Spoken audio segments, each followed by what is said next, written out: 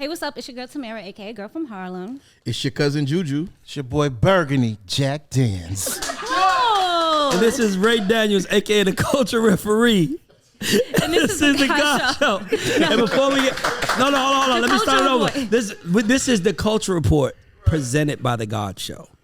And before we get started, like, subscribe. If you love these Blue Couch conversations, we need you to keep it going. Like, subscribe, share everything. Shout out to our sponsors. Shout out to Yoko Vodka. Shout out to Tote and Carry.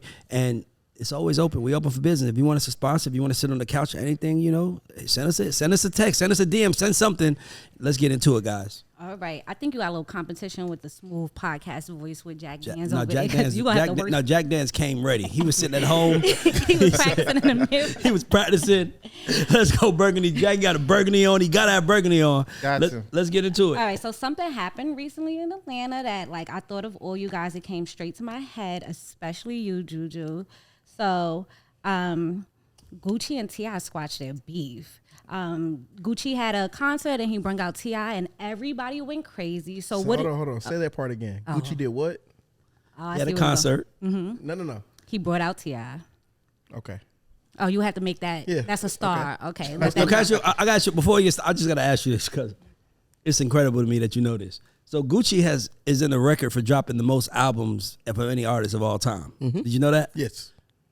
Which that's why I Can you name 20 Gucci projects? Oh, Bird yes. Print, Bird Russia, Bird America, State versus Frederick Davis, 1017 versus the World. You gotta make him proud. Yeah, let's go. At least get the 10 for the people. It's a lot. Damn. Just go. The one he just dropped. Yeah, I'm about to say what he. What's the name of it? St. Nicholas. Gucci St. Nicholas. That's 8. Sick. That's sick. No, that's 6. I don't know how you got all the way. He said 9. Is somebody confirming? Hold on. Watch this. Now watch this. What lemonade coming? Watch this. Ooh. You want me to name 10 albums to anybody? I can name 10 T.I. albums. I can name 10 Kanye albums. So Ray, this is the difference. I can name 100 Gucci songs, but then you talk about actual projects, bro. It's Burr. I could just say Burr Gucci, and it's 15. It's like 50 Burrs. It's 15. It's like a prefix. It's 15 to 20 that follow that. So what was your thought process when you first seen when I know that you probably were getting DMs, everybody was sending it to you. What was your thought process? DM. Shout out to Dina. Dina. Of course. Dina of course she did. But what I said this to Dina. I said Gucci brought T.I. out. It takes a man of humility. It takes a man of humility and understanding where you are in life to say, yeah, you know what, it's bigger than us. It's 20 years of trap music. And by Gucci is being 1017, it was on 1017.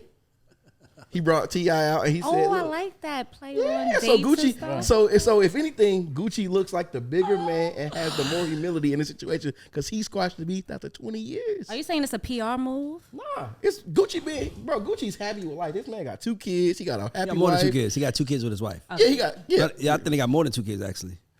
I don't know. Come on, man. You supposed to be you are the Gucci representative of the show. Jack represents Queens. By the way, y'all should introduce yourself like that. Hey, it's your girl from Harlem. Hey, it's cousin Juju from 1017. It's Burgundy Jack from Queens. We need, I was like, come on, you are Gucci. You own that space now. Man, so look, it takes a man of lots of humility to say, like, literally at this moment, say, okay, you know what? It's bigger than us. We're gonna do this for the culture. Well, I mean, at some point in time, men grow up and we stop competing with each other. Okay. We stop because a lot of the times we're young, we're immature, and we think that the only way we think that someone else winning means us losing. And I think it takes maturity to get to a certain level where you start realizing that I can win, he can win, they can win. And to me, that's what I like about it. By the way, I didn't even know it was real beef. I know it was real. He actually dissed his wife on the record. Remember Absolutely. that? Yeah, and that's the only thing I remember. So I didn't know it was deeper than that. But seeing him on stage, it was amazing. And I think, going from there, what I would love to hear, not just a song. That's what I was gonna ask. I would love to hear an album. We need an album from Gucci, T.I., and Jeezy. Jeezy. Is no one else you add? There's one other person I would add to it, but I don't think they'd be from the trap element. Who? Ross. And Ross will only because Ross around the time he was still prevalent with making records and felt out of the conversation. For the sake of this, I'm gonna say this: we need a we need an album from Gucci, T.I., Jeezy, and 2 Chainz called Mount Rushmore Trap. Producers, Produced by only Toomp, Shorty Red, Zaytoven, and Drummer Boy. Probably the only guys that can produce on the album. I'm not mad at that. You should put out the United Masters, by the way, just in case they wanted to. Wait, if Ross isn't considered trap music, what do you consider Ross's music? Kingpin music. Yeah, Okay. he makes Is that like a little bit up than trap? Ross makes Jeezy. Okay, so T.I. was the corner kid that was getting motion and had bread.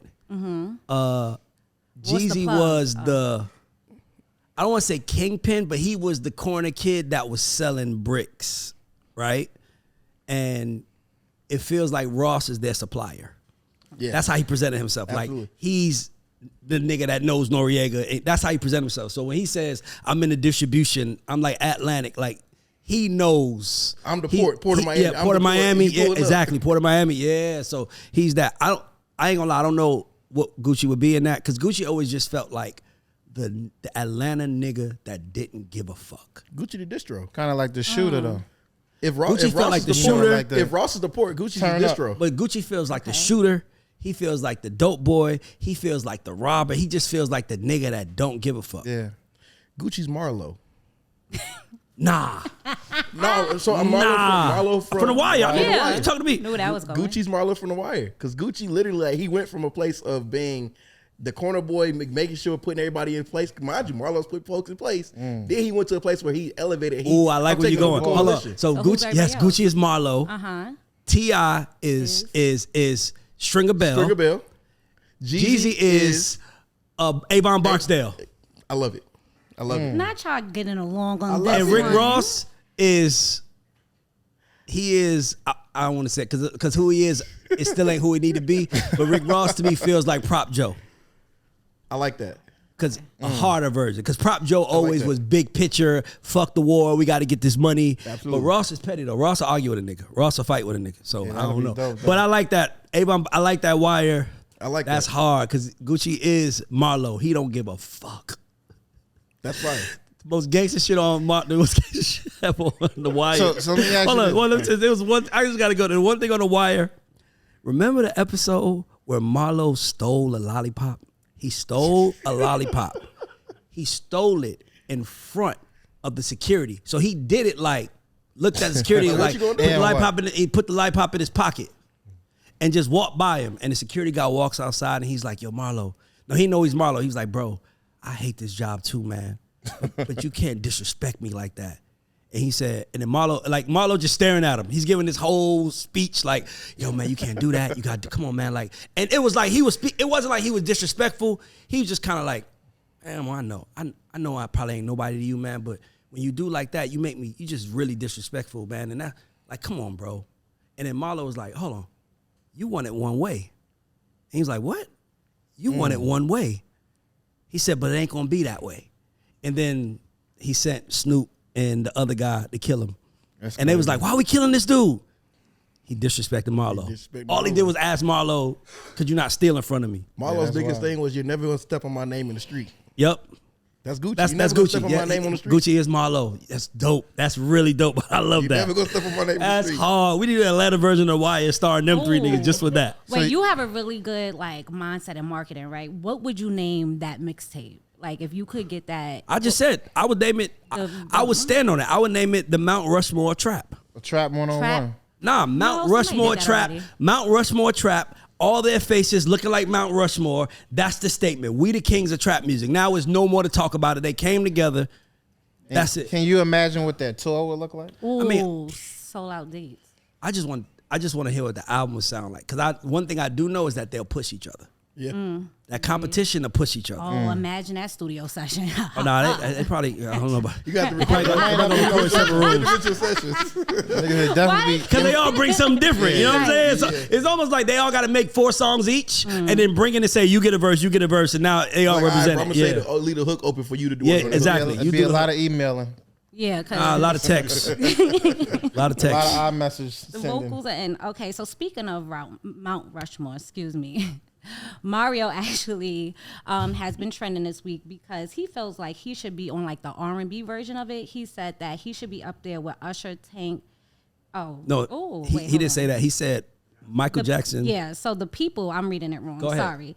The people said that that's who they would put up there. Usher, Tank, Tyrese, Donnell Jones, Genuine, and he's like, hold on, y'all forgetting somebody. Me. They asked him who would he put on there. He says that if he was to make a Mount Rushmore of R&B, he should be on there with Beyonce, Michael Jackson, and Whitney Houston. Those are his peers. That's the level he's putting himself at. Do you agree with that? What are your thoughts process as you hear this? My thought process is Mario's a Virgo. Number one. That's That's what Ray looks at first. No, I'm saying because I have to understand his thought process. Right. I don't think you should do music if you don't think you the best, because the only it's like us doing this podcast and you're like, who's the best podcast, and we put ourselves in. If we don't put ourselves in it, Why the fuck we doing it? why the fuck are we sitting here? Now, I do. By the way, Mario is my brother, and I feel like Mario sings better than 99% of everybody in the game. That's his superpower. We saw when he did the verses with Omarion. But by the way, Beyonce's a Virgo, so is Michael Jackson. So maybe he was doing that. Oh, it's an old Virgo party? Yeah, Who was the third name? Whitney Houston. Whitney Houston not a Virgo though. No. What's Whitney Houston sign? But I'm just saying, huh? Oh, Whitney's an Aquarius. Oh, 1 point. 3 Virgos in Aquarius. I'm cool with that. I think Mario's grossly underrated. But to put him on the Mount Rushmore, like, bro, you have 2 albums, bro. Let's start there. And those 2 albums are really, really good. However, bro, like, you have 2 albums. You're not like, you can sing your ass off. Like, you're one of the most talented fucking vocalists there is. But I'm asking you a question. I'm gonna stop you right there. Does T.I. become T.I. if he doesn't declare himself king of the South? But I think T.I. So I think, by the way, Jacquees declared himself king of R&B. Like, Lil Wayne, anybody, best rapper alive. if you don't give yourself that, you at the mercy of the world giving it to you. But I think he's 10 years too late on that conversation. Like, he might be 7 to 10 years too late on that conversation. Like, I can take that. If I'm not mad at that. If he would have said this in 2007, 2008, When he was on top. or what was 2012? Well, it's not about being on top. He's still evergreen. Yeah, like, Mario's gonna be able to perform as Mario for the rest of his life. But if Mario would have said this when Mario dropped records, like, Yes. he had records that were on fire. he has been dropping records. He just dropped the record with Lil Wayne and I think Chris Brown. No. I'm talking about records now where the label is like, yo, Mario is our golden goose right now. If you'd have been in that space and saying this, having this conversation, how Jacquees was in that space while he was dropping records and saying, yo, I'm the king of R&B out this motherfucker. Y'all gonna respect me. It's a different logic behind What's it. but Mario's respectfully, I Will though- Always Love You, though? Like, what is his, like, what are you going to do and You should let me love you. Yeah, That, Let Me Love You is a and huge that's record. really a competition. That's one of the with I biggest Will songs. the biggest That's one of the song biggest of all R&B time. songs of all time. That's a classic R&B record. Yeah. It is a classic. But that's what I'm saying. If you But would have said this, Goosebumps, I don't get goosebumps when I hear Let He Me was Love also, You. but he was also a kid though. You're right, but he was also. Bottom line is this: I agree. He should have said it 10 years ago, but you got to remember that's the whole point of this show. Somebody asked it to him. He didn't come out and say it. Somebody asked him. If somebody would have asked him 10 years ago, he would have said it probably 10 years ago. Somebody else who's in this R&B conversation is Monica. So she says she's felt like that. She's been forgotten in the GOATs of female R&B. Anybody who doesn't scream name somebody who didn't scream for attention or that became the shit. Name one person. Name one person that didn't scream, look at what I'm doing, look at me, that didn't become the shit. That we said it for. Like, Jay didn't do it, but Dame did it. yeah. So who did it for Usher? So you saying basically Usher- she don't got no Usher didn't do it. That's Yeah. why I feel like Usher and Beyonce, to me, as far as their accomplishments, they're on the same level to me. As far as their accomplishments, they're on the same level. They're on the same level to me. Beyonce doesn't have a diamond album in her catalog.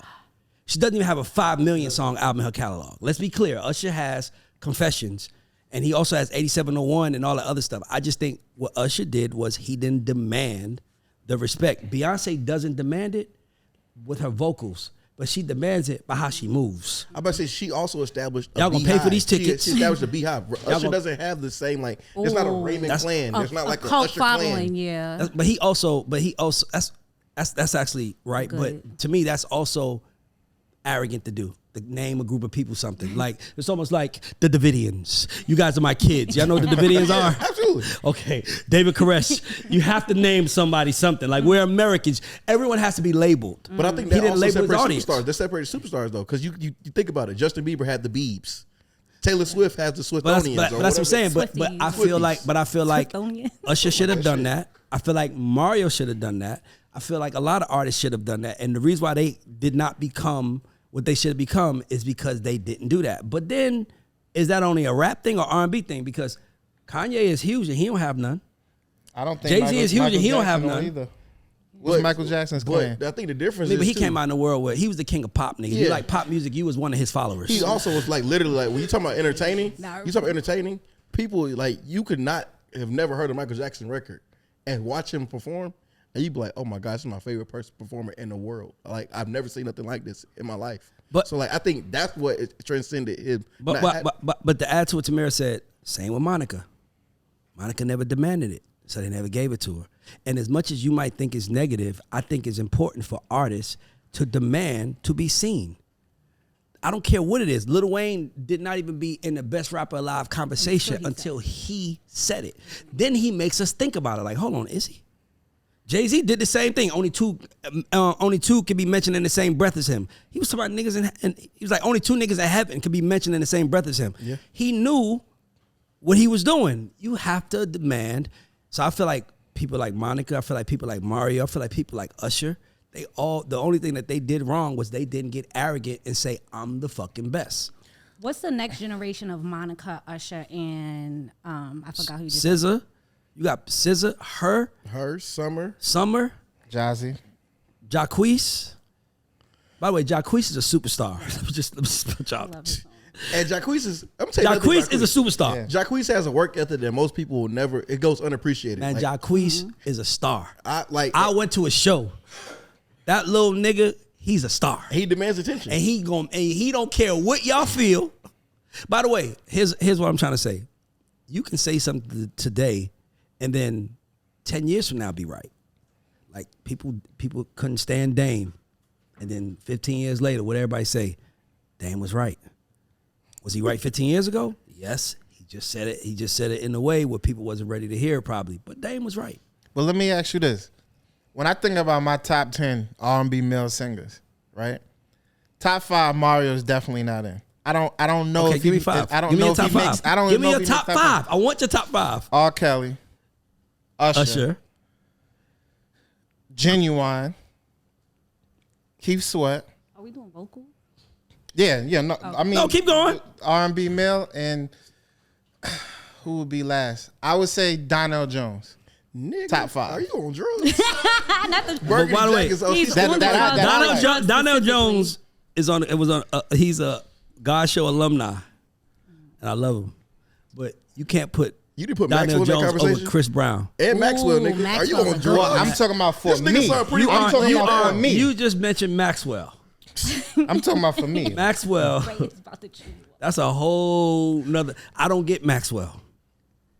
I don't get Bro, him. Maxwell's one of those people. I get it. I know he's big, and I like his music, but I don't understand why he's so big. He started Pretty Wings laying down on a sofa, laying like back in the air, like and had that much. I just said I don't get him. I just said I don't get him. I just said I don't get him. Maxwell's hard though. Maxwell and Mary J. Blige did a tour. Oh, this shit is. And he headlined. I'm gonna have a second child, Ray. Maxwell. I'm gonna have like if Maxwell and Mary J. did a tour, I'm having another. I don't get it, bro. I like him. Put you down. I like him. I like him. So that's how you. So that's hold how on. I So judge give me. Hold on. Round it up. Ray, hold on. Ray, like, hold on. Give me your next 6. Cause give me your next 5. Cause you said Donnell. I hate that. See, I hate this y'all because I love Donnell Jones. But That's then, my nigga, by the way. Now that I think about it, I gotta put Neo in the top 5. Okay. Chris Definitely. Brown. Right. We got. I'm not really a Chris Brown fan. Okay. I like a couple of his songs, but like I can be honest with you. Sometimes people say shit that kill their credibility, and you don't care no more. That's like saying, like it's like if somebody told me Jay-Z. I'm not a fan. Right. And you just that's like somebody told me Jay-Z's not in their top 3. It's like I can't hear your list. Right. I don't care. Not even interested. I can't. Right. Like it's like Okay, cool. So you tell me. Hold on, Brown. Chris Brown's not your top 5. Is he in the top 10? yeah, Give me but the not rest. in my top 5. Jamie Foxx. Jamie Foxx is a really good. I'm See, putting. see, No. I feel like Don Vito's texting you right now. Get ready. No. I feel like Don Vito's My texting phone you is right now. down. I Listen, feel like Don Vito's texting you. Say, Jamie Foxx has some incredible albums. give me the rest. Give me the other 4. Top That's already like 6. 7 Jamie right Foxx. there. No, that's 6. I said Neo, Oh yeah, Neo. Yeah, I'm sorry. so that's technically 7. 7. It starts to Go get a back little and You get hazy. you say right. Life Jennings. Nah, I'm walking off the show. I'm not doing it no What more. about some of the I'm not classics? gonna lie to you. I will put. Classics. I'm not gonna lie to you. I will put Anthony Hamilton up there for mine. You Oh, look like Anthony D'Angelo. Hamilton's little brother. D'Angelo, I would You put like you him. relate to Anthony Hamilton, by the way. That's why you like him so much. You like you look like you Anthony Hamilton's little brother. If you told us, I would believe Well, that. you know he's from North That's Carolina. what so they I'm might be saying. cousins. Oh, even They might be more. cousins. You cousin? They That's might be what cousins. I'm That's saying. real. By the way, Juju. hold on. Anthony Hamilton. I didn't say Anthony Hamilton. Oh, No, my no, bad. no, Hold on. Don't He put him said, on my not me, list. not it. Don't put him on my list. I said D'Angelo. D'Angelo. Yeah, That's 8. Definitely. I'm gonna put Maxwell on there. Definitely. And Bobby Brown. Okay, then now we getting somewhere. Ray, can I hear your top 5 real quick? I know you. R&B got your males? 5. Yeah, I know you got it locked and loaded. Hold on. I just got to ask one question because when I go there, I don't want you saying, nah, because I'm going to be honest with you. I'm going to say number 1 is Usher. Chris Brown, not number 2 to me. I think R. Kelly would be 2.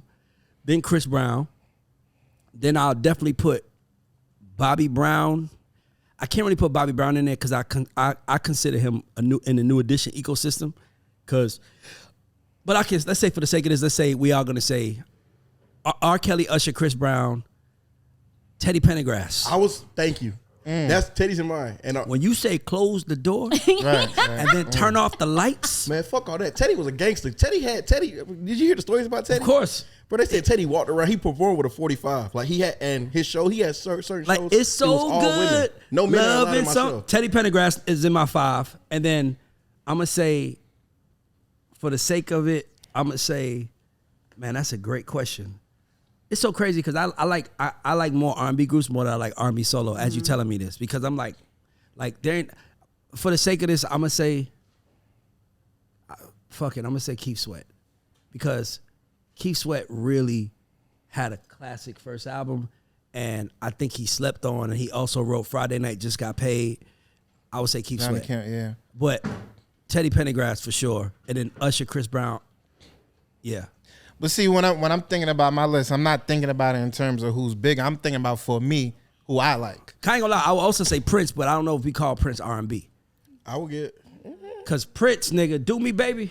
That nigga, Yeah. hey, do me, baby, nigga. I'm just saying. Juju, you got 5 for us? I do. Who This you is got? not. This is not. Oh, like Singing see, the bitches. This not a- this not You sound like a particular- woman singing the don't women. try to nigga. do a That's disclaimer crazy. before you No, start. mine's not in a particular order. Okay. Yeah. Mine is He gonna say- Maxwell, He gonna say something that I know. everybody in the room. Hamilton, Maxwell, Anthony Hamilton, R. Kelly, Usher, Okay. and Teddy P. But let me ask And you the a question. Real nigga shit. No. Yeah, You're fucking to Anthony Hamilton record? but it's not about fucking to Anthony Hamilton. Anthony Hamilton sung about a struggle, and I could Okay. like he has a tone, he has a vocal tone and a vocal approach that is like literally, it's Can I be real with you? yeah. I judge niggas on how they beard look. I'm just gonna be honest. What does That- Jack's beard that say nappy about beard- him? I don't have a beard. Jack beard look like mine. We good. Oh, Juju shit look like I wish I could do what Juju doing. We good. But when they be having the nap, The struggle biz. Bro, he Not the sung- struggle, but the don't way, say the way that. my The brother ball sung, the way my spots brother and sung shit. Charlene, brother. I thought hold on. I thought Charlene. So let me was ask you a my question. mother. I was like, I'm gonna throw out a name and tell me is he in your top 10? Because nobody acknowledges him, and I don't know why. Jaheim. Oh yeah, definitely. I woman forgot first. about Come him. on now. God damn. I'm not I gonna lie forgot to you about though. him. I I'm not forgot gonna lie about to you. Jaheim. I knew his Jack was gonna Is jump on Jodeci, it. is Jodeci Not- in your top 10? No, we talking about R&B groups. about- That's we way talking about Yeah, different. that's a whole males. nother R&B ball. groups, that's different. Yeah, you know how Ray feels. Jack- Because number 1 is New Edition. Number 2 is Jodeci. Yeah. Okay. And then yeah. and then it gets really hard because Tony is he the hates you. shit. Then you got Case. And then you got Case. What about We you? told Talking you like a something Case you I told catch? You talking about the R&B singing Case? Are you? Yeah. He had 2 songs. But Does he it had matter? 2 huge songs though. Does it matter? Wait, I who? think if He had Yeah, 1 and a Joe. half. I forgot he had about half Joe. of a 2 song. Joe had Joe was Joe's good better too. than Anthony Hamilton though. But you on drugs. Who's your Joe not favorite? better than Anthony Hamilton? Fuck no. Yeah, you definitely. Y'all Hold must on. be cousins, man. Dog, you gotta be related to him. You relate to Anthony Got Hamilton. to be. Anthony Hamilton would say, "Man, go give it on to Joe." I like Joe. But Joe. Name 5 Anthony Hamilton songs. I knew that was coming. You should have been getting that That's ready. why you can't You argue. should have been getting You gotta that ready. I can name 5 Joe songs. I can name 5 Anthony Hamilton. Give me 5 Anthony Hamilton songs. One Nope. Don't look at your phone. Hold No, on. don't look at your phone. No, Don't look at your No. One It's second. over. Don't look at your phone. Not 1 One second. second. America, I just want y'all to know 1 second. that Juju is arguing for people that he can't say 5 of their songs. But the wild thing is, anybody who knows me knows this is the stuff I listen to daily. me 5 then. So the wild part is. Give me 5. You threw me on the That's a little spot. hard. I can Give me name 5. I can name 20, but I can't name 20 off the top. I can tell you. Yeah, I can, it's a little hard. And but you I don't. can show How you though. listen to? Coming every from where day, I'm you from, can't I'm gonna name help off you. the top. Coming from where I'm from, Absolutely. Charlene. Absolutely. It gets hazy. It gets I hazy. think I just gave you 40% of the Like, list, that's my all I nigga. got for you. Give me You could 60%, do my nigga. something. I just gave you 40% of the list, my nigga. Give me 60%, my nigga. show you Don't my look at your playlist. phone. Literally, Do I'm not show you look at my your phone. playlist. No, I'm no. show you my playlist. Don't show me a playlist. You cannot cheat. I'm gonna show you. No, you can't. I'm gonna show you my playlist. Anthony Hamilton is great, but he's not fucking with Joe. There's tears to this. You know what they said? They said there are certain artists. I saw a comedian say this one day. He said that you could tell an artist catalog by how many wardrobe changes they can have. Anthony Hamilton doesn't have wardrobe changes. He changed the top hat. He changed the fedora. He changed the hat. He changed the fedora. And by the way, I don't know if Joe has. Joe don't have. Joe going from a leather shirt to no shirt. That's it. Nah, Anthony Joe Hamilton wears going from suit. No, Joe don't have a. Joe don't have two. He probably don't have an outfit change. Like outfit change means the show got to be about 45 minutes. Keith Sweat definitely got an outfit. Keith Yeah, Sweat he got an outfit changed. change for And- sure. and- And remember when we went to Funk Fest, Yeah, he he bringing the Henny out Yeah, too. Keith Sweat He got got a an outfit Henny change. intermission. Hold on. So let's Henny okay. Rich is Hold on. So crazy. let's run through your list again. Bring it back. Run through your list again. Who has outfit changes? Usher for sure. Okay, Usher. Chris Brown for sure. Okay. Kels for sure. Bobby Brown for sure. No. What? No. New addition to Bobby Brown for sure. Not Bobby. Bobby got about no. Does Bobby have 45 minutes worth of hits? The whole Don't Be Crew album. Does he have 40? I didn't say can he perform an album. Does he have 45 minutes Not worth worth of of hits? hits, but he has 45 minutes of listenable records. Actually, you know what? I'm lying. I'm being fucked up. Bobby Brown does have an outfit change. One though. One. Yeah. Usher could do 3 or 4. I agree. No, but The humping around shit. The, Bobby Brown does. I'm wrong. Bobby Brown does have an outfit Yeah. change. Yes. Who else? D'Angelo. Yeah, it's a little spooky with I D'Angelo. don't know. Scary But his shit hours. is crazy though. Scary hours. He ain't gonna wear nothing. Huh? D'Angelo gonna be there with his shirt off anyway. Who? D'Angelo actually He got has 2 2. projects. Voodoo was a Grammy. He don't have an outfit winning change. project. Oh yeah, you got. Does me. Mario have an outfit change? Oh, he's in the. No. Oh yeah, you got me fucked up. He's Man. I didn't in even think about he- that. Oh my God! He cheated while we wasn't looking. Davino, He cheated while we wasn't Davino, you didn't allow while we allowed him to cheat. Clean. The point of it all. No. Can't let That's go. cheating. Hurt, bro. Cheating. That's Can't the let go. definition. Sing it. Ray gonna Can't up it every let time. go. That nigga looked at me Up it like, every time. I'm not a singer, right? you can sing though. We can sing. Charlene coming home. Na na na na for you. Give us a little melody. Whatever. I can't remember. But I remember A little melody. Charlene. But I'm sorry, I'm bro. gonna sing by the end of the show for you. Does he? Okay.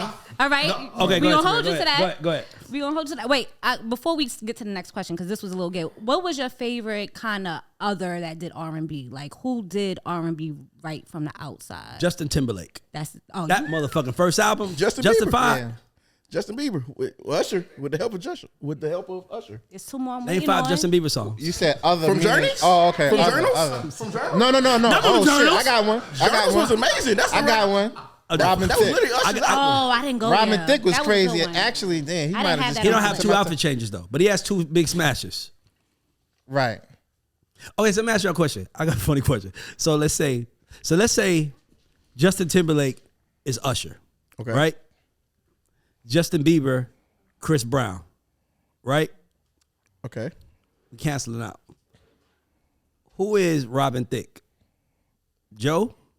Because he Nah. got up tempo. Like who is Robin Thicke? He ain't gonna get him keep That's swearing. hard. Nah. I say Robin Thicke is comparable to Is he D'Angelo? nah. I would say I know who he is. Now he's not Marvin Gaye. He's John Legend. By the way, John Legend is not y'all top 5, and John Legend should be in my. He would be in my top 10. I was just thinking about him too. I'm not mad at that. But then if we talking about Robin Thicke, like I would put Michael McDonald before him. Name 5 Michael McDonald songs. You cannot. It don't matter. Hold on, I got a new rule for the show, Tamira. Hold on. Oh, You know that shit? I see where we going. Fucking, Hold on, I hear you. Go do it again. I didn't hear. I really want to know what he sung. The regulate shit. I keep forgetting. That by itself was a huge record. That's one. He did All My Own with Patti LaBelle. Okay, we good. Okay, 40% there. Jack getting better. I don't know what that song is, but Okay, Jay get the point. you know what I'm saying? Jay don't help. We 60% there. Right, but still, I mean, when you think about others doing R&B music, that's probably one of the first people that people think about, like just historically. What's my man? What's name's pops? What's his name's pop? Max Drake. B. Oh. Not Max B. John B. John B. Yeah, John B's 2 songs. No, not John B. John B. First album is classic. Too. John B has second album, not the first one. Sorry. name 5 records. Don't listen to what people say. Ray, I can't name 5 classics. Are you still down? If I say something, y'all call me out and tell me name 5 records. I can name I'm a computer. I know it. Literally. They don't know. Are you still down? Someone to Love. Great one. Getting real thin now. Real thin. Real thin. Standing out. Don't trip. Okay, that's a reach. And You're then- done after that. It don't matter. No. Give me 4. Come on. One more. Come on, you got one Something more, else. Jack. Yeah, I know the song, but I just People don't at know home the cheering name. for you right now, Jack. It's 4. I mean, that's good enough though. almost John B got is good hot. enough. You John B is hard. 80%. Come on, we need. You got a C, my nigga. 80's a C in It grades. is. Oh, he got It's another a song. big Well, you don't know it called "Don't You Get Down." Can We Get Down? That's on the Sing it. Cool Relax album. Sing it. Sing Just get how it goes. Come on, what the fuck is this like? How it America's goes? Top 10? How does it Can go? we Ray get would down? have made sure. Okay, now we won. Okay, are you voting? Hey, look, everybody, that's the first time Jack has ever completed a mission. Burgundy Jack, you got no Burgundy Jack is back. I don't even know if the 5th one exists, my nigga. We just with you right We now. just believe you. Nah, that's a good conversation though. Like, damn, John B or Robin Thicke. Robin Thicke. Robin Thicke. Yeah, I wouldn't even. Robin Thicke. Yeah. Yeah, I don't see the opposite arguing point. For Maxwell or D'Angelo? They in the same world to me, by the way. That's hard. brothers. D'Angelo. I would say D'Angelo. That's tough. Maxwell, listen, can I be honest with y'all? This is gonna be I can't take a nigga serious that wears a suit and does that move he does with his knees. Oh, I didn't even know that. I just don't work for me. Something about the dance move. It's something about the knee movement he does where it's like, my nigga, why? Wait, What's Why the fuck are you doing that? And it's a part of his brands. It's a part of his brand, by the way. Them knees. By the way, y'all should add the footage of him doing that knee thing to the show, so they can see Ray ain't hating. It's something about that knee thing that, like, I'm just okay. So I look at it like this: like, say if I hung out with like all these R&B singers, right? So I'm hanging out with Bobby Brown. Bobby Brown got cool dances. You have a fun time. I'm hanging out with Chris Brown. Chris Brown gonna fuck the dance floor up. Usher gonna, like, when they start dancing, gonna be like, okay, my nigga. When Maxwell does that knee thing. So can you show us on camera what the knee thing? I can't. It don't feel masculine to me. Would you rather? Hey, Ray. He tried to line you. Now let's be honest. Would you rather go to a party with Max or a party with D'Angelo? Shit, me. Nah, I'm going with the Maxwell probably aunties. get more. Right, chicks. I was gonna say he gonna chicks? get more Who you girls. think get more? Who do women like more, Maxwell or D'Angelo? I think the girls. Tamara said Maxwell. D'Angelo, Jay, Stanza. Sarah. Jen. Oh, that was a split and vote. I ain't gonna lie to you. I'm a It's like little all the lost. aunties, like I said, all the aunties going to Maxwell. I vote I for think it. women like. I think women. I don't get Maxwell, bro. I'm not, and I like him. I like his music. Let me just be clear. Like, nigga, Fortunate, one of the best R&B songs ever. Absolutely. Like what? His music is great, but Yeah. it's Fortunate is something one of- about him that's off to me. Where it's like I just know I wouldn't hang out with him. When I fuck with him, cool. Like, something cool. I don't have a problem, but it's like it's the afro. He made it's the one, suit, but it's the knee dance. So when you look at people like Maxwell, right? Maxwell made a record. Like, I'm glad you brought up Fortunate. It's one of those records that's gonna be a generation. By the way, R. Kelly wrote and produced that. Yeah. Oh yeah, they can't wait to get you on. R. Kelly wrote and produced that. He had that sitting in the vote. He said, I give you that, but I'm just saying. Give me He performed it. 500,000. What does it say that R. Kelly gave Maxwell a song, but he never gave Usher one? That he thinks Maxwell might be. You know. You don't see Usher's his competition. You don't see Maxwell as competition. You don't see R. Kelly gave. If R. Kelly gave two men a song that I know it hits. I don't think Michael Usher Jackson, You Are Not Alone, and Maxwell. And I just think that he looked at them as like they're not competition. Usher wouldn't have did Fortunate the way Maxwell did Fortunate. Why he never gave Usher. I'm just saying, I don't think Usher delivered the same way. He didn't do Get Naked by Marquise Houston. I thought he did that too. Did he do Naked? No, he did Up in the Club. Didn't he produce Up in the Club? He gave Marquise Houston the record. Why didn't he give Usher or Chris Brown the record? He gave Charlie Wilson the record. Hey girl, how you doing? My name is Charlie. So do you think Usher can compete with Maxwell vocally? I think Usher's 10 times better than Maxwell. I don't even think Maxwell would say that. Say it's not close. Usher's come on, man. I'm just saying. It's Usher and Beyonce. That's the only two people in that stratosphere. What, vocally? Period. Artistly. Last 30 years. Last 30 years is only two people. It's only two people that are the gods of R&B and the god of male and female. Jay, I'm gonna call you. I like to hear Usher sing Pretty Wings. I just want to see if he can get up. Pretty Wings is not a good song to me. It's weird to me. So Have you ever said that to a woman? Why nobody mention Brian McKnight? Ooh. Oh, that's one of my wedding Brian songs. McKnight. First of all, he starts off a song, My Shattered Dreams of Broken. Like, nigga, you got to go. Get the fuck out of here. Nigga, imagine in the middle of an argument, you arguing with your girl, and you say to her, like, think about this. If I'm arguing with my girl, I'm like, I'm confessing. Like, I fucked up. My chick on the side got one on the way. See how masculine that feels? Imagine you say to your girl, I just want one last cry. Just give me one last cry. I mean, that's not my type of R&B too. So like, I want one. No, nigga, you ain't. Now, anytime was hot though. Nobody's going to acknowledge my last cry. Anytime was hot though. Cry, nigga. Like, get the shit out, nigga. Like, I'm more of a Bobby Womack nigga. Like Bobby Womack across 110th Street. Pimps looking. Bobby Womack is a pimp. That's my thing. That's a short, light-skinned pimp nigga. If you think you lonely now, wait until tonight, girl. Incredible. Yeah. Immaculate. That's some pimp shit to say. That's some masculine shit to say. I'm tired of hearing your fucking like mouth. Orange Juice Jones. You think you lonely now, you motherfucker? think it's bad now. Wait until tonight. Give it a when it's cold. Like he was like really into that shit. Whose version is better, KC or Bobby Womack? You said who? Bobby. You said who? KC and JoJo killed it. KC and JoJo killed it. Is better. Oh, Bobby Womack. KC version is KC and JoJo version is fire. Even lately, I like their version better than Stevie Wonder's.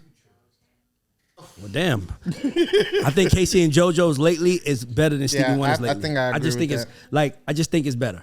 Honestly, it has more flavor. I don't know. Fuck you, Lambito. But Ray, so that brings us to another point. Like I think R&B, like the current space we are in R&B, and we talked about it, how R&B now is taking over the market. R&B is up 25% and rap is down 40%. What does that say to the world? I think we're getting to a space where now, like, we talk about the Bobby Womacks, you talk about Orange Juice Jones, where they're like, you're talking like how rap before had substance. There's a different type of substance now in R&B where you're like, I'm really, really crying my heart out and tell you why I'm fucking hurt. And people are connected to it on a whole nother level. So like the vulnerability. Hold on, so you think vulnerability is coming back? So you're basically saying vulnerability is coming back and and braggadocious is going down? Absolutely. Okay. Absolutely. Because now people are like, okay, I ain't up no more. I'm broke. But my girl left me. Like, nigga, like, why was braggadocious a trend at some time, and what made the kind of cultural change? I think we were just in that space of like, literally, it was that era of I want to flash, I want to stunt, I want to show you. When a rich nigga, hold on, I'm gonna tell you something. Like rap is fucked up right now, and I gotta be honest with y'all, everybody at home watching. Rap is fucked up, and I'm blaming Juju. Me too. Let me tell you why, Tamir. Tell you why I blame Juju, y'all. Because Juju works for United Masters, where they're out there encouraging everybody and anybody to rap. Everybody to rap. Rap, come one, come all. Hold on. And I feel like, no, I'm just fucking with you. I'm just playing with you. But I'm saying though, rap to me. So let's be clear. Rap is going down because at some point in time, the levee has to break, right? And rap is going down because there's too much of it. So it's almost like it's when we open up our phones and we want to listen to something, like Dog, it's too much. It's too many songs. If 150,000 songs will be uploaded every day to Spotify, 100,000 of those are rap songs. Mm-hmm. It's too much in the ecosystem. And what's happening is like, then it becomes hard to pick. It's like going to one of them restaurants where they got fucking 5,000 items on the thing. You don't even know what to eat no more. It's like, man, I'm going to go to that. What are you good at?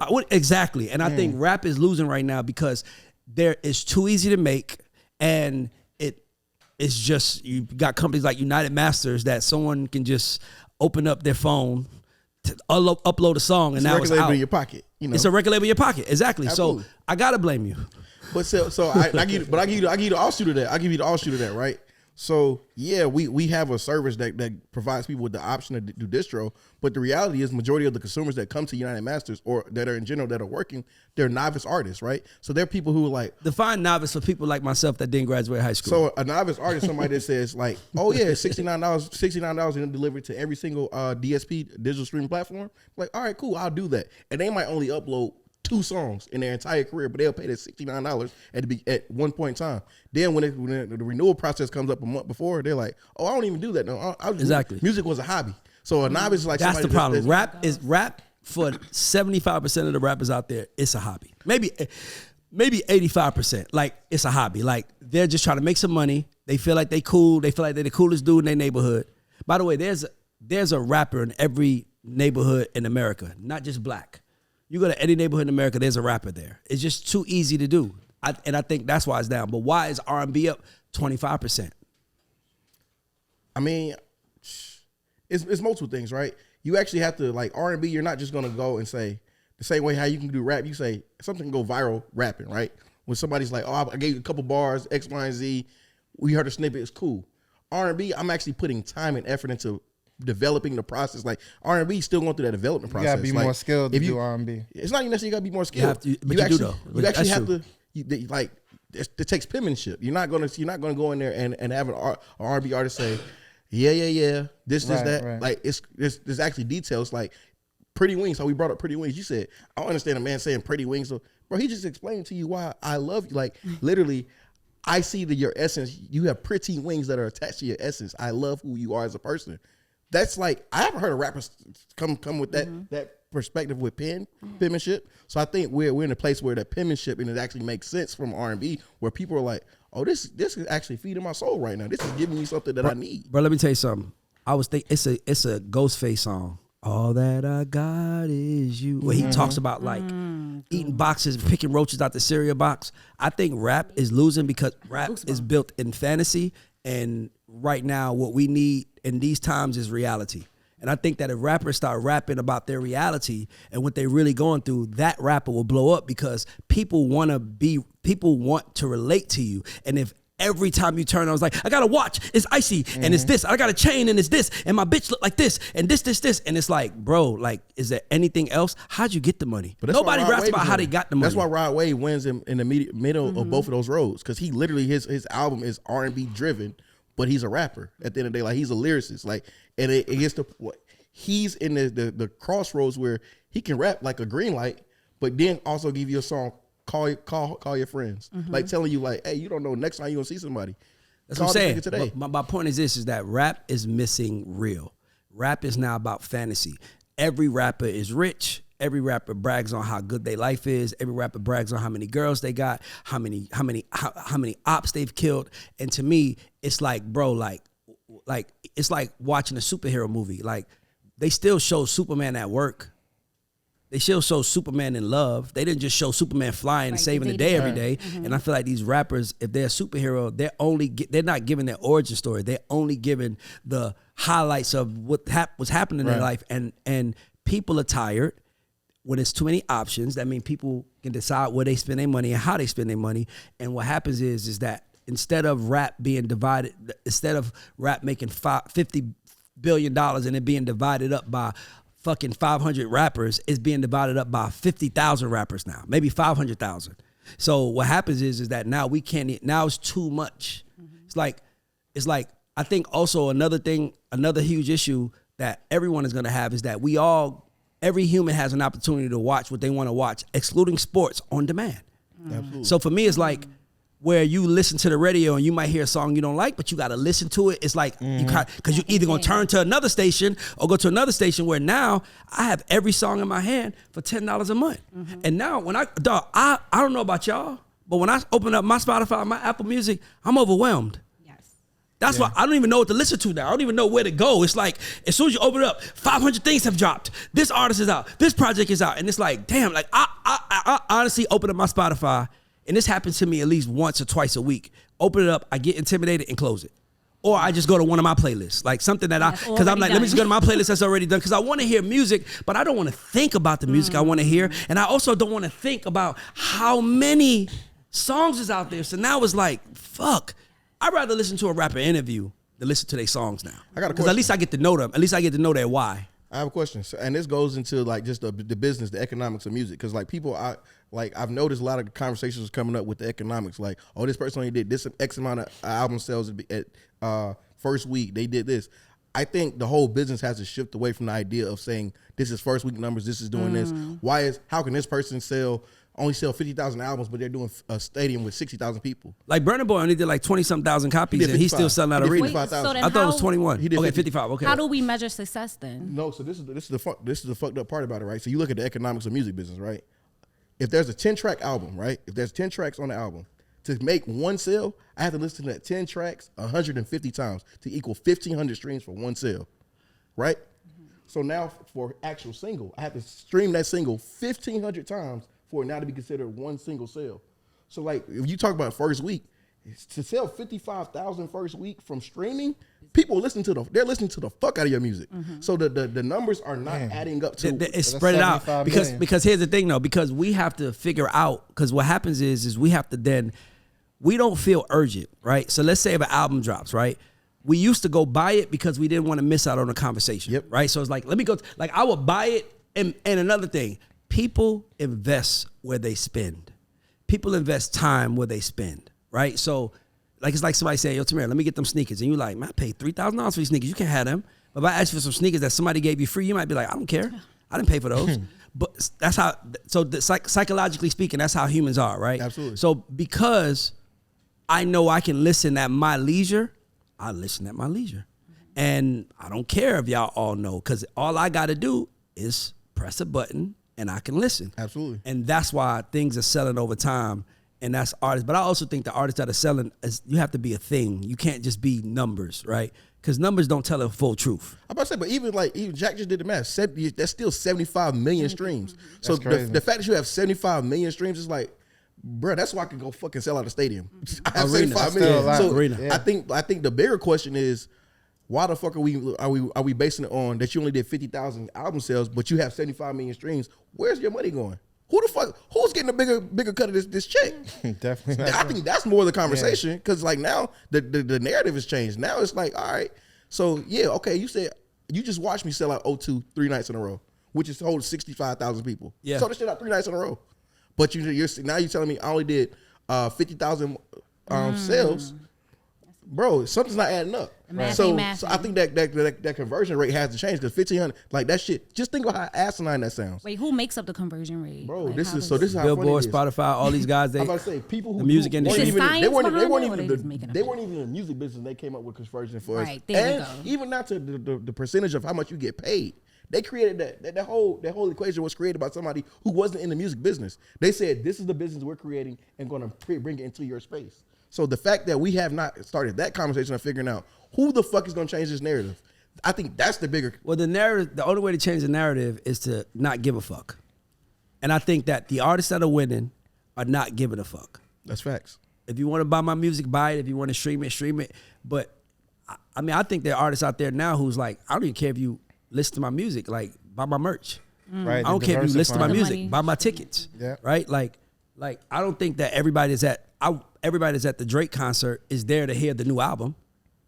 I think they're here to hear classics from over time. So it's an aggregate of things that has to occur for artists to do that. But yeah. Did you hear the new Drake? Yeah. How do you think, like, it's crazy how, I think, what they say, out of like the top 100, he got, the top 10. He got 7. That's numbers though. That's numbers though. Like, dog, let me tell y'all something. 1,000 years from now, every song that's out right now is gonna be gold. That's Does that mean that they were great songs? No, that just over means time. that over time, a knock here. It's a song, one of the worst songs ever made, called "So Cold in the D." It's so cold. It's so cold in the D. How the fuck we supposed to get peace? Why do you It's know all on the this niggas' song, mind. like? It's working and getting time. Who plays this song The for song y'all? is terrible. That shit gonna go gold.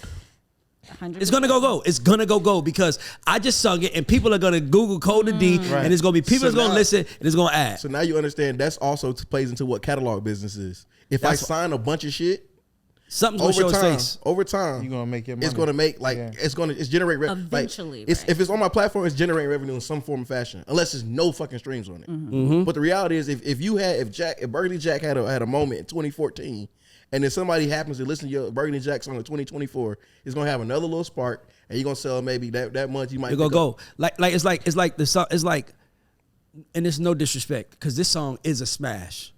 But what's it called? No Hands? Girl, the way you're moving. just went diamond. That shit just went diamond. It just went diamond. I don't think that we thought when we heard that song, it was diamond worthy. But because it's lasted and they play it in the club still, Right. to this day, niggas listen to it, they go home, they play it, and eventually got a diamond song. I'm about to say, so that brings up another point, I think, and this is so heavy music driven, but literally, I think a record like No Hands is a testament to like understanding like why Gucci Mane's I'm a Dog hasn't gone. Think about it. No, think about it. Think about boy, it. here we I go. should have knew this was Here we going. go. We should have knew one.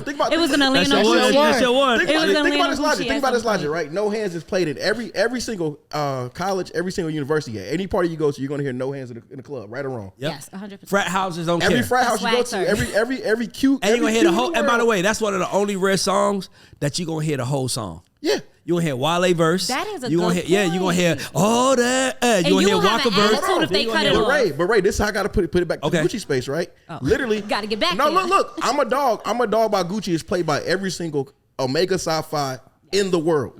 It's the same way as Boosie, Wipe Me Down is a. Right. it's Down. capitalist. It's a capitalist. Yep. But those are records by like Nuck If You Buck is one of I'm those too. gonna tell you how streaming. This how. Nuck this If You how- Buck is one of those songs. But this is how fucked up streaming is, right? If you hear those songs Hands all is this out time, first. the artists aren't actually monetizing. They're getting paid through from royalties, Yeah. mechanical royalties that are jack shit. Yeah. When the reality is like these are classic records that the artist has not seen anywhere.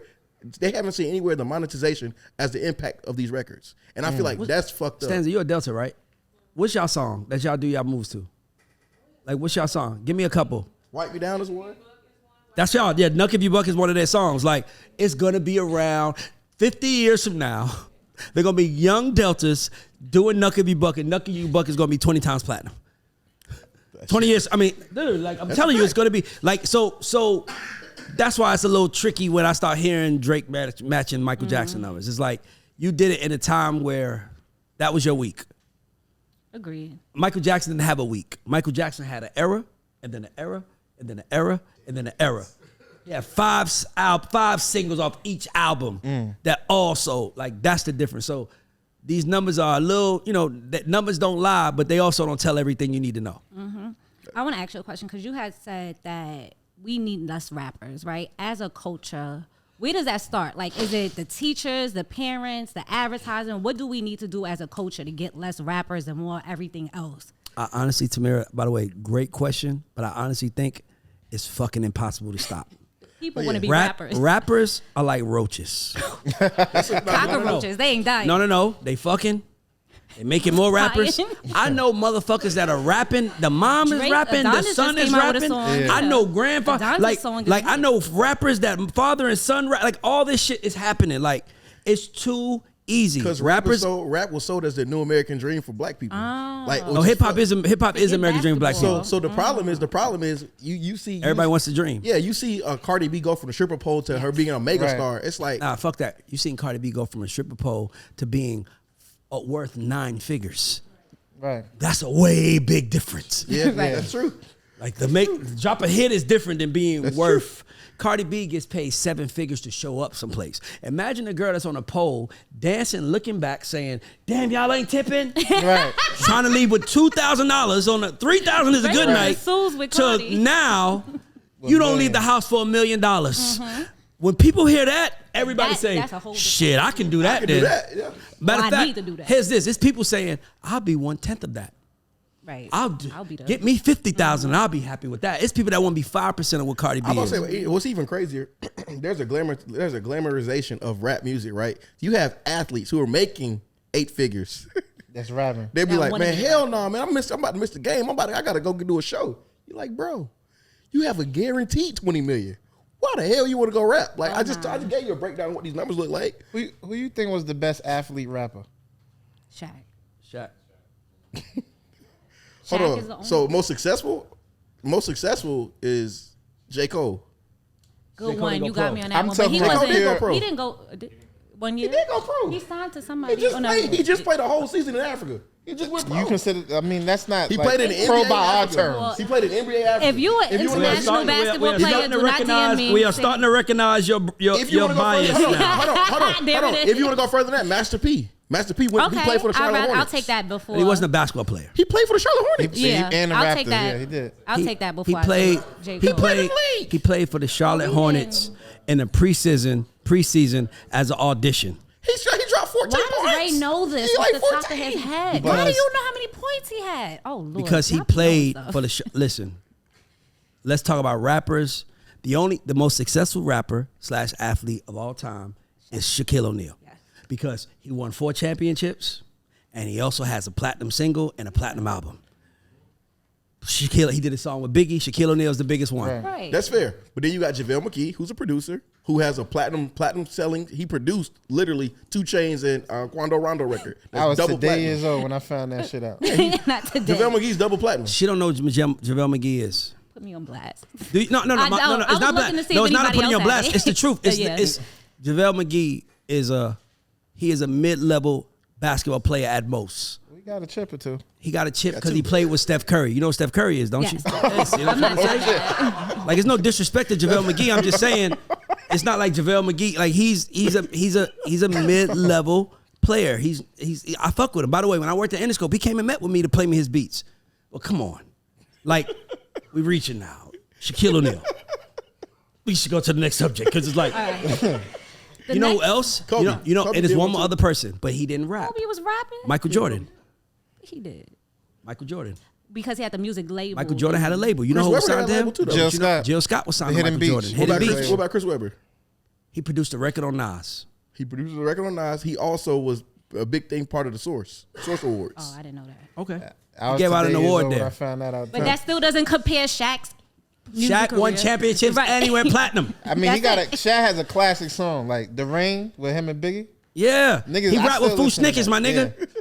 That's all right. I give you that. Thank you. I give you that.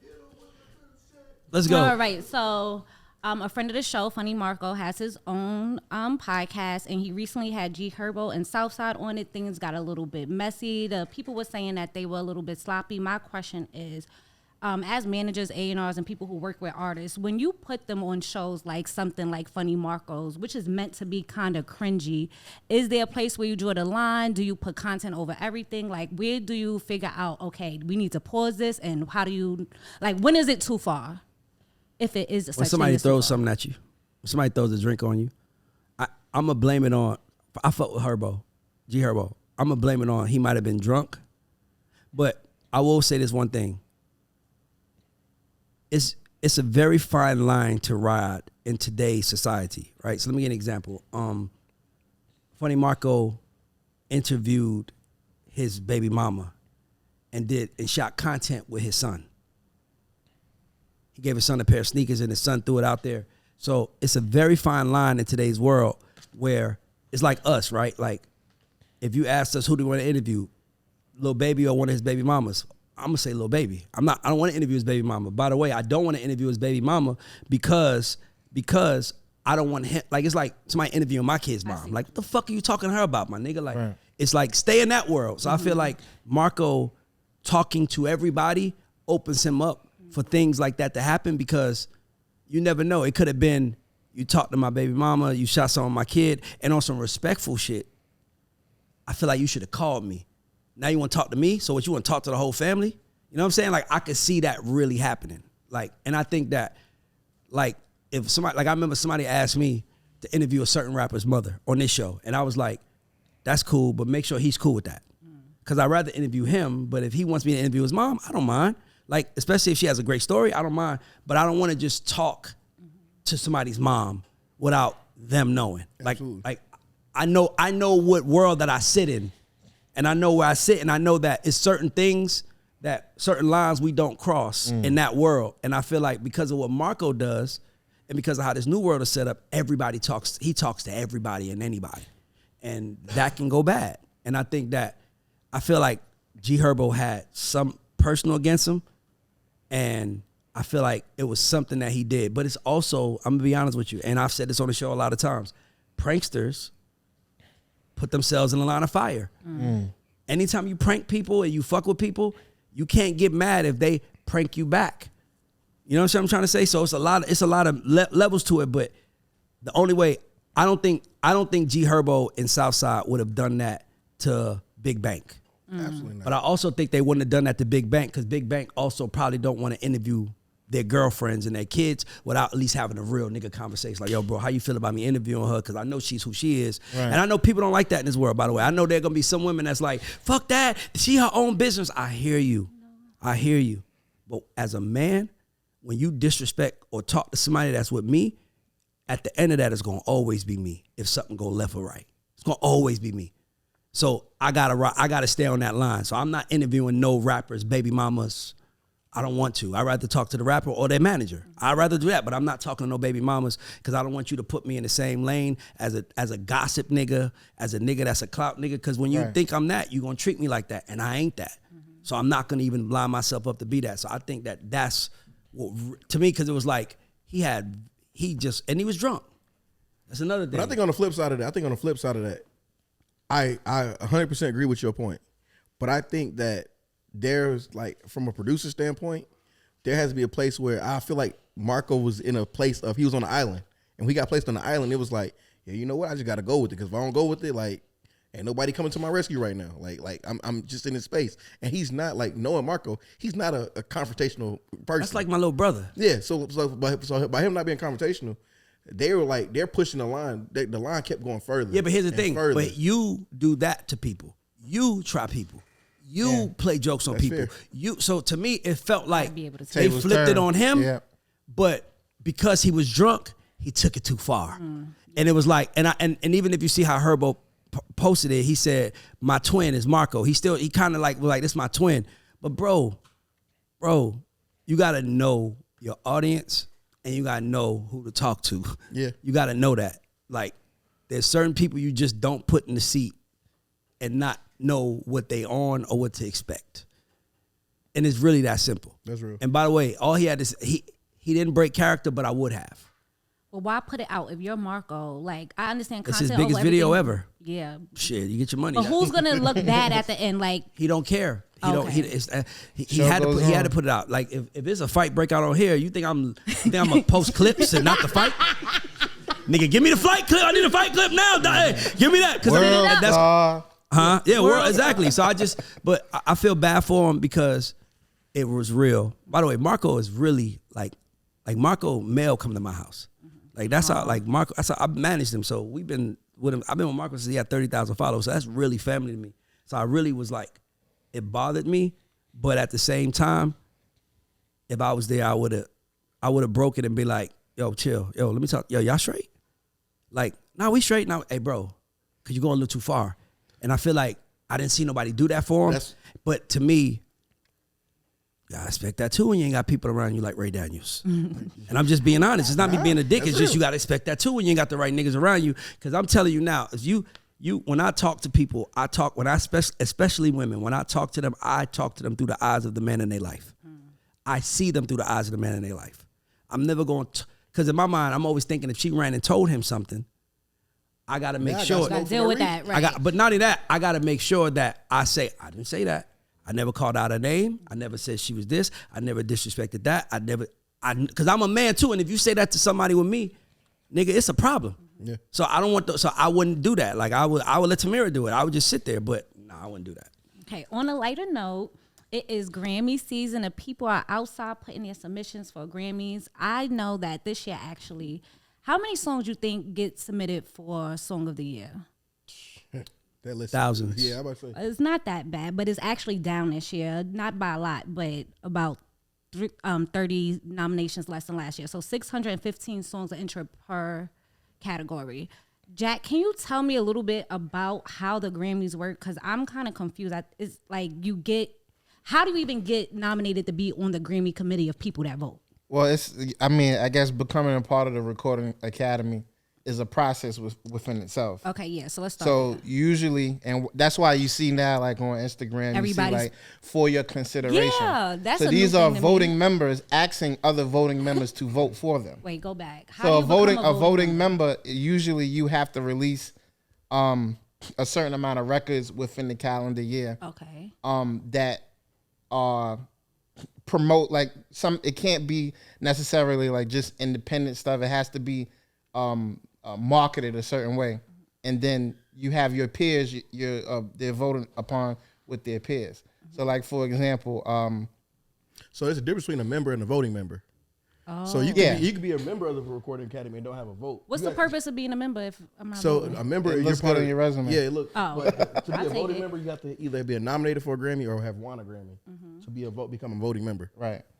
Yeah, but people are doing, to answer your question, Tamira, the for your consideration is there's 650 songs, and if I see Tamira saying for your consideration, it's in the back of my head. Yes. So I'm like, oh yeah, Tamira does want that. Like, and the Grammys is interesting because it's the only award show that is selected by your peers, and it's not based on popularity. It's based on campaigning. Yep. So these labels, the Grammys are the most political awards because people are campaigning for spots. It's literally like a high school. It's literally like a high school's SGA. Yeah. But does that matter more because it's from your peers, or would you rather something like voted by the fans? Well, the fans vote is the Billboard Awards. Like that's facts. Like I think American Music Awards. But I'm saying the Grammy. By the way, how do you win American Music Award? How do you win outside of Billboard and Grammys? I don't know two awards that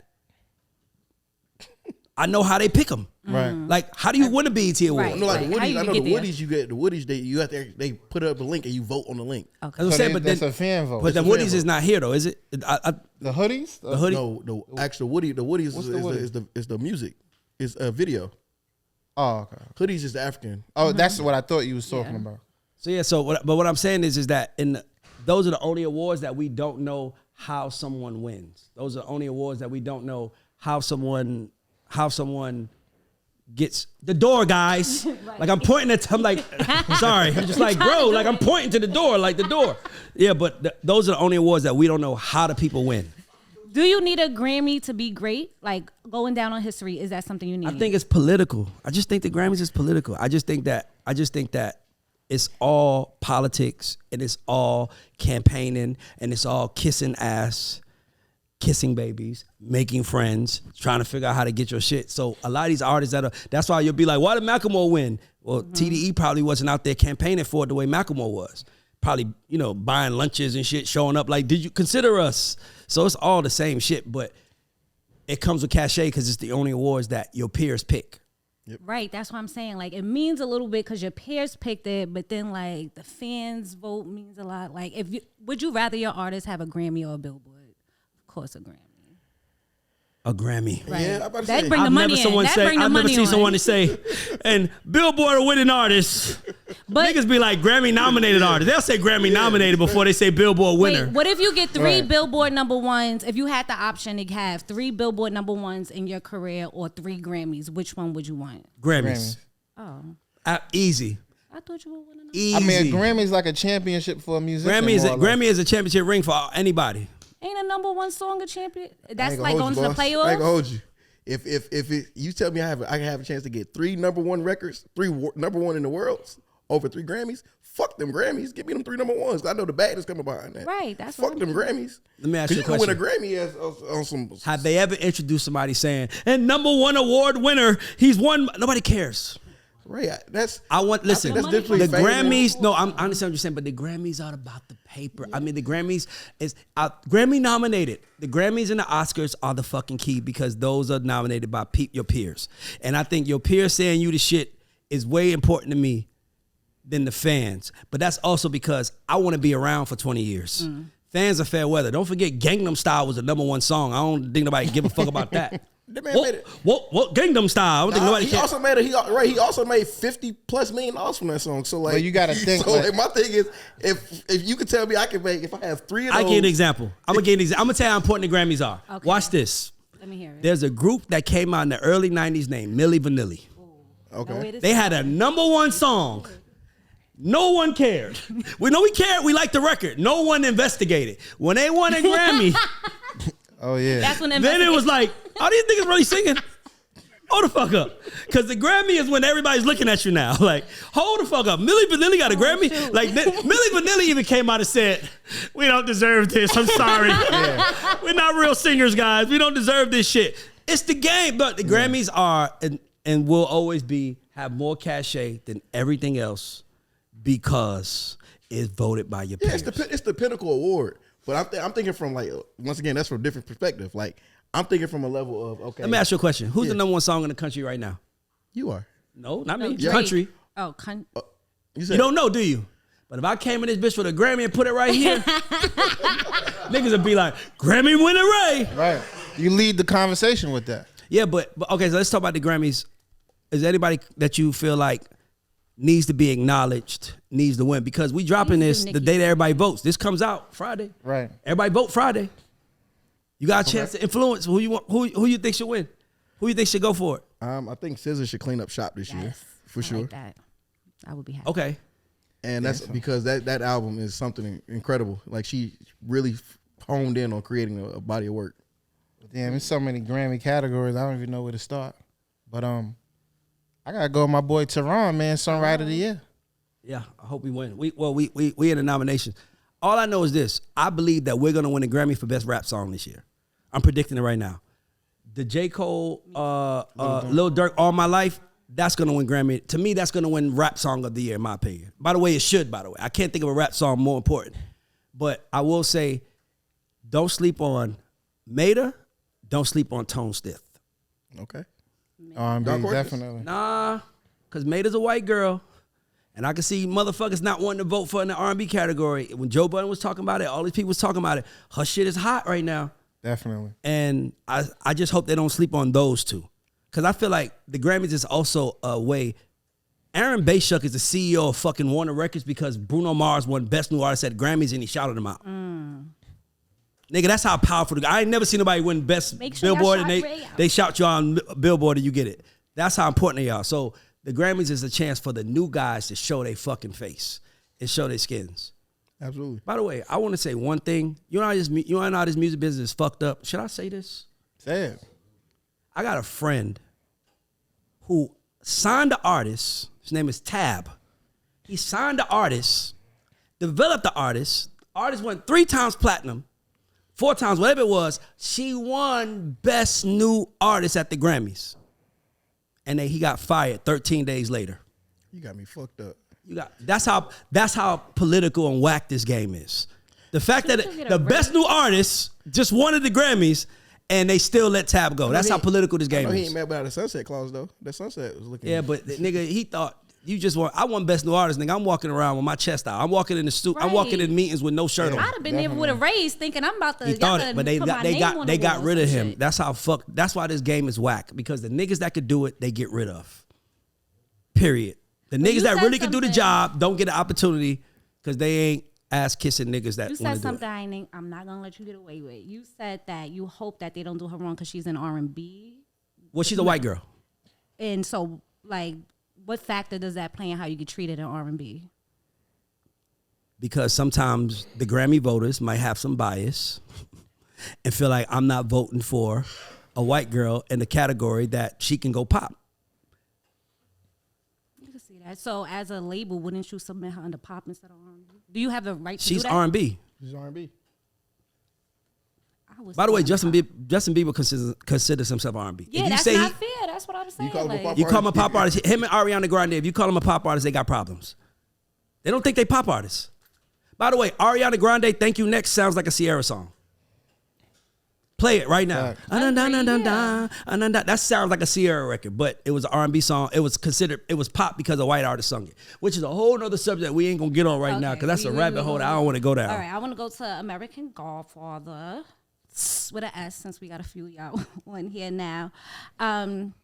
Okay, so I don't know if y'all got to see it because it just happened this morning, but Kanye leaked his own text messages, and he was speaking about his mental health and things like that, and some self-diagnosis was going on there, but I don't want to talk about Kanye's situation in particular. I want to talk about as a parent. As a parent, and you're raising kids with someone else, how do you consider their mental health when they should deal with kids, or how does that play a factor in the day-to-day dealings with the kids? Like, if you're having a mental health day, do you get to have a break? What's a mental health day? I hear you. By the way, you're not wrong for asking it. Let me tell y'all something. They had a saying in my family. This was the saying in my family. It's just a feeling. You'll get over it. Yes, I've heard that before. Whatever you feel, like you mad, you crying, I hate that bitch. It's just a feeling. Emotions are temporary. You'll get over it. Emotions are temporary.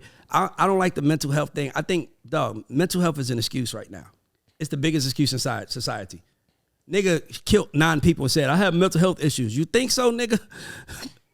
You got a lot more issues than mental health issues. Nigga, I miss the days where they just said that nigga crazy.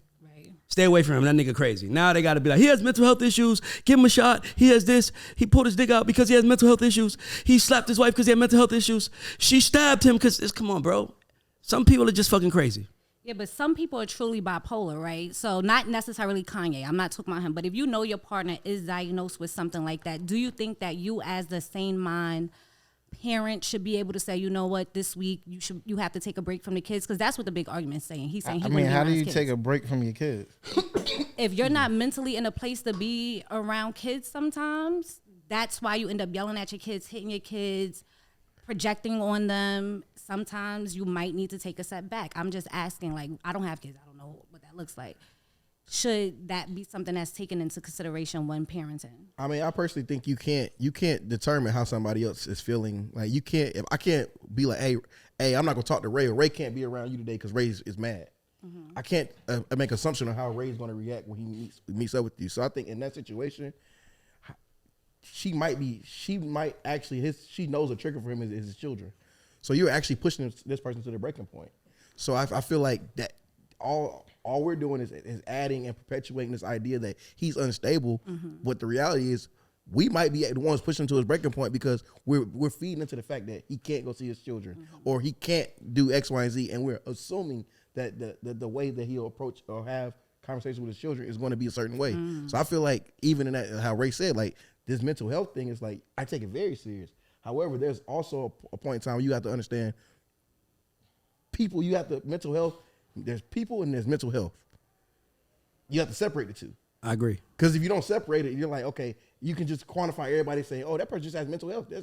That's all in that basket. It's like, no, he's a person. He might have, he has trauma that he has to deal with that is causing a flare in his bipolar disorder. Mm-hmm. He has trauma that he's dealing with that's causing a flare in his autism. Bro, he shouldn't have, and I would tell him this, you shouldn't have kids with a celebrity. Bro, the best relationships are the most private ones. Definitely. Everyone has an opinion. Nigga, your relationship is fucked. Mm-hmm. The minute that you decide to go public and everybody knows your business, you're putting the soul of the relationship on the line. Mm-hmm. And whether you're doing love and hip hop, I don't give a fuck what it is. If you're dealing with a celebrity, keep that shit quiet. Let people find out after y'all get married. Look at Will and Jada. We thought they was fucking perfect until now she putting us in their goddamn business. Mm-hmm. I don't want to be in y'all fucking business. I don't want to know. I know more about y'all relationship than I know about my brother and his girl relationship. Facts. Like, we don't like you, but they know what they doing. They selling the soul. It's like, let's get this fucking money. And to me, that's the part that I think is like whack. When you put money over everything, like, I'm not gonna have problems in my house and then tell it to the public. But do you think, like, with all of that's happened, because we saw the memes and shit this week, which are fucking hilarious. Like, I can't look at him like the same no more. That's my point. And here's another thing we gotta talk about. Here's another thing. I miss the days. It's gonna be bad, guys, but I gotta be honest. I miss the days where they understood the importance of the relationship. Let me tell you what I mean by that. Will and Jada live a very good life. We all know 95% of it is from Will. So if we're all living our life because of Will, let's protect Will at all costs. Definitely. But in this new world where the woman feels like she has to be a brand also, now she's like, well, the only, like if I dropped a book and I didn't say your name, no one would care because you're the money. So now he has to sacrifice his relationship. Vincent Herbert, same thing. Vincent Herbert, same thing. He was on his way to being probably one of the greatest executives in all time, but his wife wanted to be famous. His wife was famous if she wanted to be an artist, and he got on TV with her. Look what happens. She becomes an artist. They break up. His stock goes down, and then boom, we fucked. You feel me? So for me, when I'm talking to these people, I'm looking. I just missed the day where there was a protect the brand. Now everybody feels like they need to be a brand. Though we wouldn't care. I read Will Smith's book, by the way. Absolutely, I did too. One of the greatest books I've ever read in my life. I read the book, and if he did mention Jada, by the way, he mentioned his faults with Jada. That's what I was gonna ask. He mentioned his fault. The way he wrote it, he owned everything. He took accountability. He literally said, I threw a birthday party. She didn't like it, which everybody else is like, what? But he said, everybody was outraged, but he said, but she was right. I shouldn't have did a party for her that she didn't want. He owned it. So in this new world where everyone needs to be a brand, now people are using your name. Like, you know how fucked up it is? I didn't know Jada Smith had a brother or her brother was married until now when they're like, her brother get a divorce. Why the fuck is that news? Right. He's not famous. He's not anybody. Why is that news? Because of that clickbait. It's like somehow, some way, they got to be Jada. Look what her brother's even fucked up. And to me, it's like, bro, protect the brand. I was about to say, the brand is why we eat. The brand, like, dog, there are people, like, we all know what Rock Nation is. But we know what fucking United Massa is. It's a company. It's a real company with probably 70, 80 employees, right? But we know about that company from Stout. So the object should always be to protect Stout. Because if we protect Stout, we protecting us. I miss those days. Now it's like, I got to tell my story too. I got to be a brand. I'm a brand. But how much of my story do you get to tell when you telling your story? And that's my. But if my story is the only one that matters, then hear me out. I'm saying if my story is the interest, it's like, you know, it's like Basketball Wives. Yes. We didn't care what Shaq's wife was. We didn't care what nobody's wife was. Right. But now all of a sudden we want to know. I know who Antoine Walker was fucking with at one point in time. Now, you understand what I'm trying to say? Like, right. That wasn't important to us. Right. But now because everybody wants to be a brand, personal we know everybody business because that's how they make their money. So now you got Christian Rock like, man, I don't want him to see his baby, but he gonna have to give me some. I might need to get some. And it's like, this is what I want. And when I see it with Jada, I want women to be outraged. I want classy women to stand on something and say, we don't condone that. Because I will tell you this. When Blueface does dumb shit, I haven't seen one man come to his defense. Because dumb shit is dumb shit is universal. But in this new world we live in, dumb shit is determined by the person that do it and how I feel about them. So if I like them, I'm like, that wasn't dumb. I don't blame them. But when I don't like them, that was dumb. And to me, we got to get back to where dumb was universal. Mm-hmm. Dumb has to be universal again, and it's not universal anymore. Now it's based on who does it. By the way, the Jada thing taught me something because you have so many people that are mad at her. Like I see women saying, stop.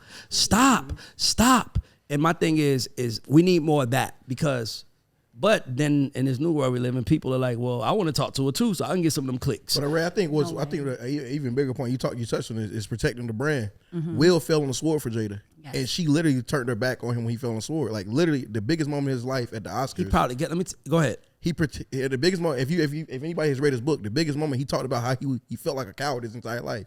So the fact that he had an opportunity to protect his wife when he felt she was being attacked at the Oscars at his moment, mm-hmm.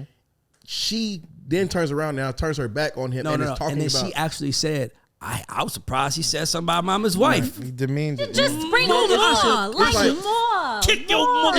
It's like, come on, it's like you could have left that out. Like you literally look at her like, bro, come on, bro. I literally just squandered away. Like I just lost whatever's gonna come after me winning whatever tonight. Like now nobody's gonna fuck with me for. X He got banned for 10 years. Yes. Yeah, like I'm banned, but I try to protect you. And now it's too like nobody even knew we were separated. Now the whole world know we've been separated for seven years. So I'm standing up in your honor. Now they like, why the hell you do that? Now the Oscar slap is even dumber now. Yeah, right. So like you got me out here looking like a goofy. Yeah. So I think that the bigger part is like literally, and I understand your perspective. We have to look at it like, damn, bro, like I'm protecting this family. I'm taking it. But that's what I'm saying. It was a point in time. Like Jay-Z is a prime example. Dog, everybody around him has accepted that he is the one. And they protect him because they know there's no Rock Nation without Hove. We got to get back there. Like, dog, Tehran can come in here and do the dumbest shit. I'm going to protect him with my life because there's no Ray without a Tehran. And I know that. And I miss the days of intelligence. But the day of everybody having their own Instagram and their own brand, bro, we in trouble. I just feel like, I just want to say, on record, 20 years from now, we're going to look back and be like, how the fuck did we let all of this happen? Because it's going to be 20 times worse. Mm-hmm. Just getting started. Okay, so last question. We're going to do the music question. We've been talking about R&B a lot today, but it doesn't have to be an R&B song. What is a song where somebody begged the most on the song? Like, it was like... Easy. What you got? Lenny Williams, Because I Love You. Oh, I don't got that one. What you That nigga said... Sometimes I just sit around and I get lonely. I get lonely. Like, that nigga was, dog. There was a woman behind that song. Because I love that nigga meant that shit. Where, by the way, I missed that. I don't mind the bad shit, but I just think in this time and day, man, I just know we need love. We need love and healing. Rick James, remember when I used to love? That wasn't begging them though. And leave them. That was begging? No, I'm just saying. King Beggar was probably Keith Sweat. Yeah. He's the King Beggar of all time. Definitely. But I'm saying the greatest begging song of all Right. time is Lenny Williams, Cause I Love You. That nigga had a 3-minute break in the song where he talked about her. And she cooked food for me. And I miss her chicken. See, and I thought about it. And I sat down and I thought about it. And I thought to myself, vulnerability and relatability is what people Baby, need. come back. that's my go-to song. But they wasn't begging. It was like they was asking. Lenny Williams was crying when he made that song. Yeah. Like, And the shit is like 10 minutes, Susan. You hear all the little whimpering and shit. Look, that And the nigga was tears were just rolling down my face. Hold on. Has anybody ever thought about like the engineer in the studio? I would Like, have been there crying. Watching all the Like, it. parts of the song, Why like, you doing it? hold on, you done or you really, is this part of the song? Yeah. Or like, this is like, see, you never been in love. Let me tell you something. Mind When I you, met my Ray. woman, Ray, and she came to me and I Ray, mind cried. you, this wasn't- I cried. Ray. I cried like, nigga. Nah, Ray, you know what? You really couldn't pause. It was on the reel, so they couldn't pause. Oh, no, That's probably Oh, Ain't right, that yeah, that is right. the listen. If a nigga, ladies, we got to Keep make that a shit in new one rule. take. I have a God show rule. We have a lot of God show rules. Here's a God show rule. If a guy plays you that song, you have to give him another shot. He only gets it once. Only once. He only gets it one time in life. You got to give him one pass. You Be fuck up one outside time. with a boombox You only in get the one rain. Lenny Williams because I love you. You can't get two. All right, Wait, so- Ruben stuttered, I'm sorry. Nah, No. that shit's stupid. They said "Cry for You, Jodeci." I'm sorry for On Bending Knee by Boyz II Men. I was Cry gonna for You, say that. Jodeci. never be on bending knees. Never. Bending Look at- knees crazy. That's some Excuse punk me? ass shit. That's some punk ass shit. What? If You God can't give me a reason, I'm down. Like Kim, beg nigga, for your girl back. I know that's right. nigga You know beg you on your got- feet though. You a man. Nigga, yeah. Everybody watch Wasn't Game of he around Thrones. with the Man, boombox? you know how somebody submitted in Game of Thrones? Bend the knee. If you're really with me, bend the knee. Bend do the that knee in is the sports, too. utmost. That's submitting. Bend the knee. Dog, I'm down to bend the knees is some whack shit. Aaliyah, Can I Come Over was too much for me as a female. Like, girl, if you Do women have a begging song? Is there a begging Aaliyah, woman Can song? I Come Over? No, That's not girl. begging. That is. Can I come? That sounds Oh, sexual Was to she me. begging for some dick? Can I Yeah. come over? Well, we talking about two different types of begging. Like you're like, We girl, if he begging- wanted we you there, he begging would for have the- called you, for the- sis. Is that For the any love woman in back. history that begged to say she was sorry? That's Sorry. crazy, kid. Stanza? I'm not going nowhere. That's missed a that. good one. Oh, okay. Jennifer Holiday. Okay, Yeah. here we go. Lenny Williams, because I love you. James, let's Hold on, I'm James. going to ask y'all real quick. I got to ask the last question. I know we got to wrap. What song was more pitiful in your mind? Lenny Williams, because I love you, or Etta James. Etta James, I'm not going anywhere. Yeah, that's. I'm not gonna hold you. Etta James, the way she said, "And I am telling you," she said, "Listen, motherfucker." And they said, no way. No. That bitch said, She harmonized the fuck out of that. Okay. Okay, so hold on. But here's the question though. You ain't gonna live without me, bitch. You. Hold on. Don't do that. That's emotional manipulation. Yup, come on now. You need to be living. You were never living got away before with me. that. You were living before me. You better live Gaslighting after and me. You're shit. gaslighting. See? You're Too many gaslighting. times now, You're gaslighting. Oh, Tamara, Having you're right. They are gaslighting. I would say, I'm not going. You're gonna love me. What's it called? I'm not going anywhere. What's the name of the song? And I'm telling you. That's And the I'm name of the telling song. you, okay. That's I'll the most. stick To with me, that. that's the most pitiful song. And I'm telling you, is the most pitiful song in the history. It's number one in most pitiful songs. With Bend the Knee, because Bend the Knee's cool. Bend the Knees is up there, but y'all not understand what she's saying. You're the best man I've ever known, and there's no way I could ever go. No way. I'm living without you. Like that's worse than Toni Braxton. I won't breathe again. Ooh. Like, bitch, you ain't gonna breathe. That's not fair. Don't do that to me. Like a We are gaslighting. I love it. We gotta go back to gaslighting and men. today, That's what R&B is. gaslighting songs. That's what we need. That's what we need, Tamira. Oh my God, you're right. We need to bring gaslighting back. Yes. I know how to solve the question. We need to get rid of the word gaslighting, period. Right. So Let's get people rid of the feel term okay with it. gaslighting. So because those are some gaslighting songs. I'm about to say, Oh, your boy Mario, How Do I Breathe, right? So How Ray, do I breathe without you Top by 10. my side? How do?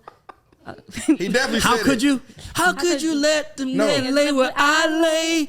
We might Like, as well do karaoke today. oh I'm my having a God, ball. we got to do a gaslighting episode. Yeah. Okay. We got to Break that one other down. perspective too, because Bobby Womack was definitely gaslight from a different.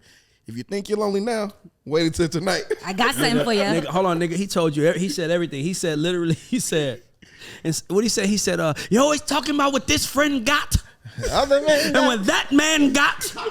Bitch, I can't be in two places at one time."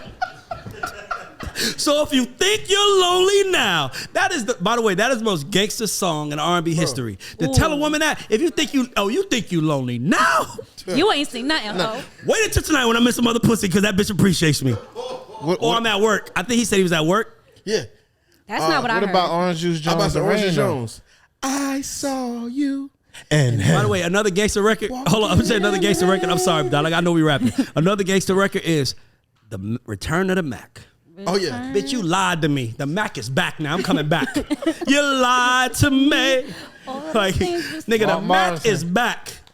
Sorry. By the way, this is the Culture Report presented to you by The God Show. Shout out to our sponsors. Shout out to our sponsors. Shout out to Yoko Vodka. Shout out to Toad Carry. And shout out to all our likers, subscribers, everything. Like, share, subscribe. Whatever you want to do, tell us your opinion. Leave a comment. Talk to us. Tell us if you want us to talk about something. And this is the Culture Report presented by The God Show. And we are out. Perfect outro. We're going to keep going down. I had to stop it. We're going to keep going. She said...